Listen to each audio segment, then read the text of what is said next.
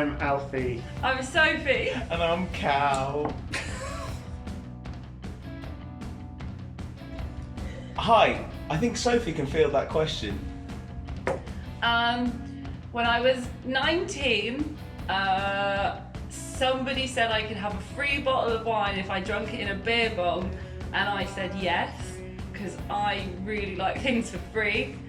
And when I got halfway through the beer bong, about 3 seconds in, I think we clocked it out, everyone started chanting, "Other half! Other half!"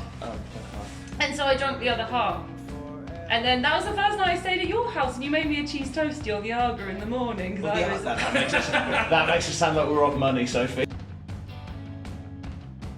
Our first ever tour was around Europe for 3 weeks with our mates and past employers ducking punches. My lasting memory of that tour was our friend Rob, who came along for the ride, and he climbed a fence and ripped his shorts, and then I broke his glasses with a basketball. We all had a lovely time except for Rob. That sounds so mean. Any other memories? On my 21st birthday on said tour, you and Alfie jumped out of a wardrobe, threw a duvet over me and bundled me into said wardrobe because you wanted to surprise me with a cake. But I'm horrendously claustrophobic. And I had a horrible birthday. We all learned a lot of lessons. In fact, most of your birthday we were stuck on the side of the road, and then you had heat stroke, and we also got to the venue at 1 o'clock in the morning. The band playing before us was just playing Linkin Park covers, and then they forced us to drink their Berlingo, and I don't remember it. I had heat stroke on my birthday, and so in beautiful Budapest we spent it in an ice bar for like 4 hours in an ice bar. Stunk of poo. Not just the logistics, the family. I think the Berlingo feels more a part of the band than Chris, our driver, does. And that's not a slight on Chris, it's just the Berlingo is really good. We've been on so many trips to Big Tesco. Here's some of the highlights from the Berlingo.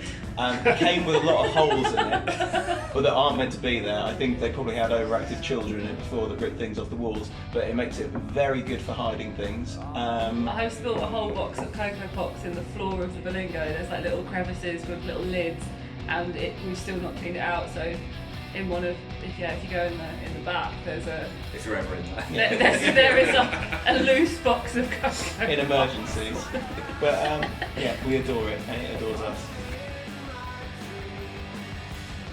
Can I feel to you here, Chris? What was that really posh one? The farm shop one. Farm They shop all one. say T-Bay. Oh, Gloucester.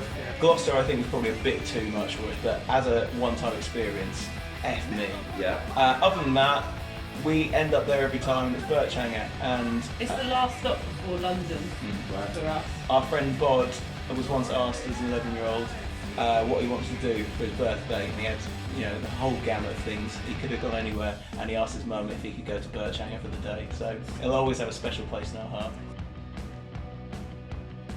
Oh, do you remember that toilet in America? And there was shit on the walls, and like, there was blood everywhere. I don't recall it. I have quite fond memories of the American service stations. I think just the one memory is that in some of the southern states they serve boiled peanuts, which is just wet peanuts in a great big vat, which they serve in garages, and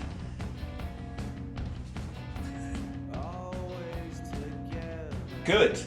I mean, we've only played we played at Fest, didn't we? And Cruiser in Montreal, so we've not actually sort of done tours as this band, but we've always had such a lovely time. I think the one thing that, particularly with Fest, that made us all very warm in our bellies and hearts was, I don't know, it's the first time we'd been outside of the UK and Europe, and we'd gone to Fest, and we didn't think anyone would turn up for us because we hadn't been a band. No, there was no reason to, and just. It was so lovely and it was really unprompted, but people that we've met from them being on tour, and that's from across Europe, and like our friends in New Blewett, and people from Australia that we've met, just all came to see us, and it was so weird seeing so many people that we've met from so many different places in one room, so far from home. It was nice. It was Oh, bloody it was nice. so nice. That was a very strange experience. That was the first gig that happened after COVID and that. And shouting at people when people are the best part of like 20 metres away on picnic benches is a pretty surreal experience. But at the same time, we got to play some music to people long before a lot of people did. So it felt pretty wonderful, all things considered. So our ultimate Norwich gig would be at Lowell Records. Absolutely. And the bands we choose to play are... Hello Pedro would open, which is Chris, the driver. He has a voice like caramel. Then we choose our friends in Suds, another brilliant band. Then us. Will that do? I said the word argon. I didn't mean for us to sound posh. Well, I've you never did it, no? eaten anything Except off my it. house as well.